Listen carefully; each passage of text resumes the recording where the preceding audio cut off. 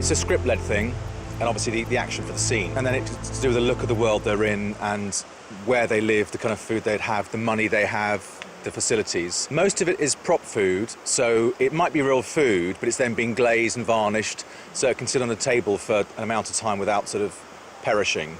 We have the edible food for the repeat, for the people who actually be eating meat or bread, but it's nice to get big sculptural shapes and pieces, and you can actually treat it just like a prop.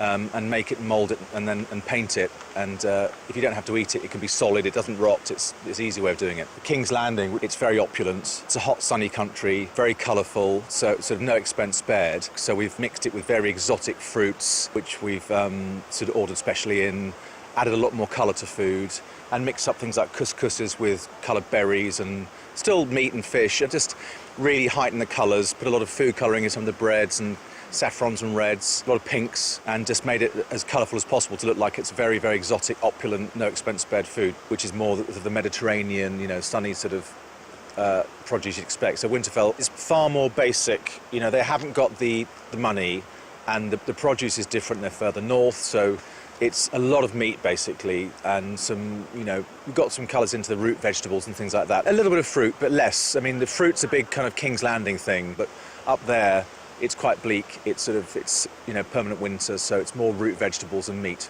So the idea for Castle Black is that they're very poor. It's the cheapest cuts of rancid meat you can imagine, made into a very basic stew. And, meat stew can look sort of appetising. It's, dark brown and got a nice rich gravy. So we went with a grey, slimy, chewy look.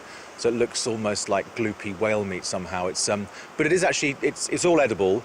But again, with flour and food colouring to get the blacks and the greys in there. And we tried all sorts of gristly bits and pieces without making it too revolting for the actors. So it looks foul, but actually it tastes like normal meat stew, but it looks disgusting. It looks like you wouldn't want to touch it. They slaughter animals, chop it up for the stew. So we had a few fiberglass pigs, but most of it's fresh in there, which adds a bit of reality to the set.